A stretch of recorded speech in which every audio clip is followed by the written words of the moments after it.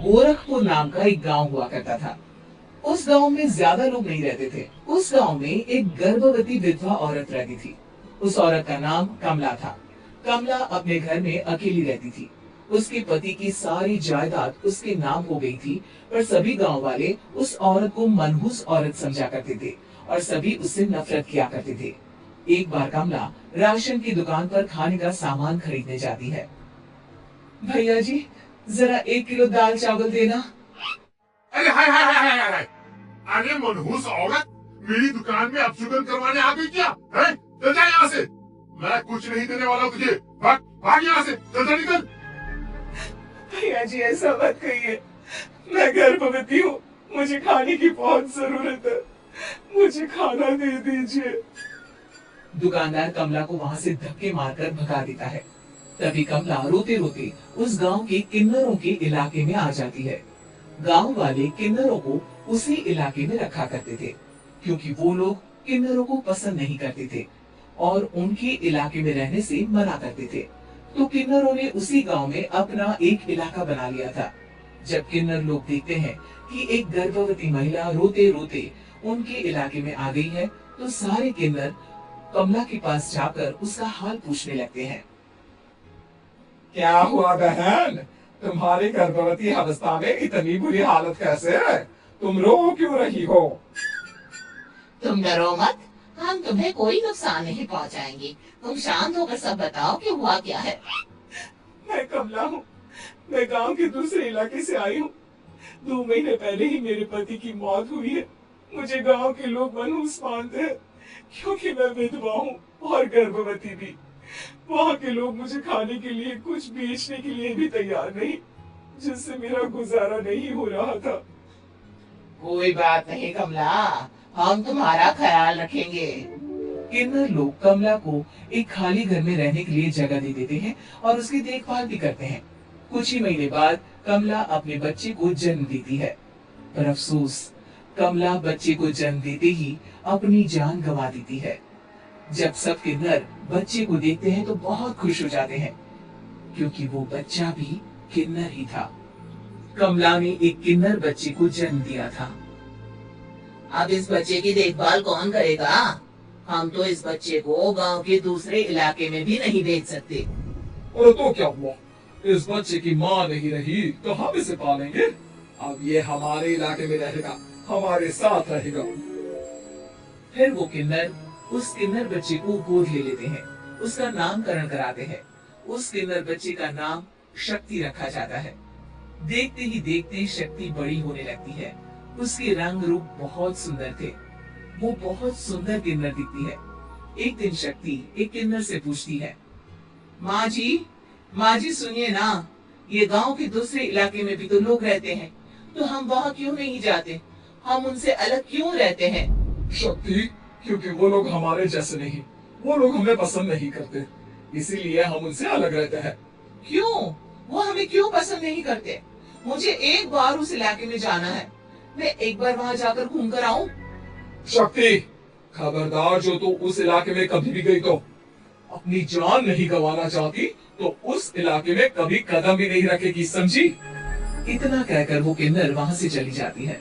शक्ति उस किन्नर की बात सुनकर बहुत रोती है। माँ जी, ऐसा कैसे कह सकती है? उन्होंने इतनी सी बात के लिए मुझे इतना डांटा। अब तो मैं उस इलाके में जरूर जाऊंगी।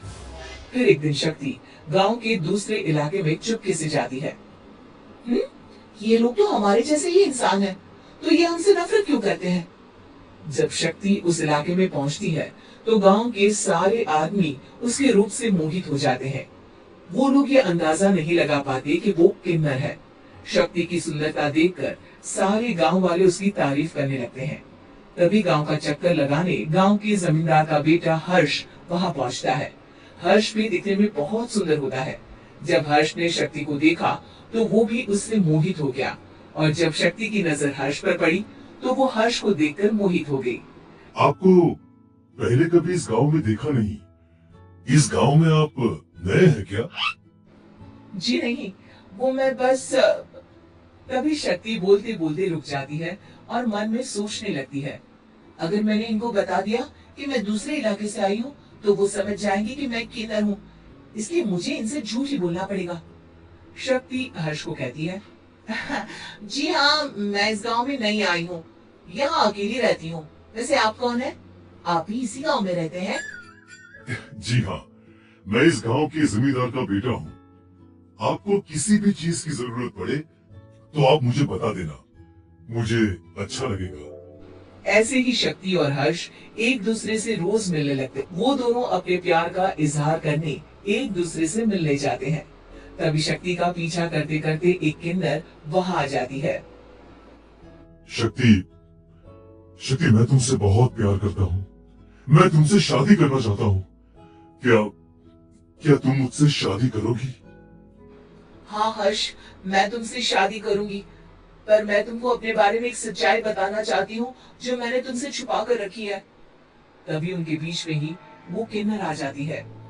शक्ति, तेरी हिम्मत कैसे हुई ऐसा करने की? वो किन्नर शक्ति को खींचकर गांव के जमींदार के पास ले जाती है। हर्ष भी वहां शक्ति को बचाने के लिए पहुंच जाता है। जमींदार शक्ति और हर्ष के प्यार के बारे में सुनकर गुस्से में आ जाता है और शक्ति को गांव के बाहर निकालने की सजा देता है। शक्ति ये बात सहन नहीं कर पाती और कुएं में कूदकर अपनी जान दे देती है। जमींदार हर्ष की शादी गांव की एक लड़की से करवा देता है, पर हर्ष इस शादी से खुश नहीं होता। शक्ति अपना बदला लेने के लिए मरने के बाद किन्नर चुड़ैल बन जाती है। अब मैं इन गांव वालों को नहीं छोड़ूंगी, अब इनसे मैं अपने प्यार का बदला लूंगी। किन्नर चुड़ैल गांव वालों को परेशान करना शुरू कर देती है।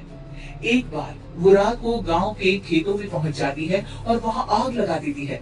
सारी फसल जल के राख हो जाती है।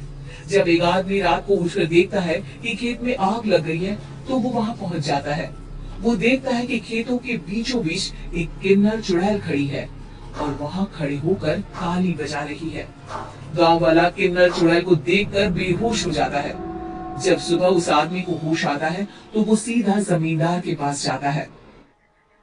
अरे जमींदार साहब, अरे वो किन्नर चुड़ैल ने मेरी सारी फसल चला दी।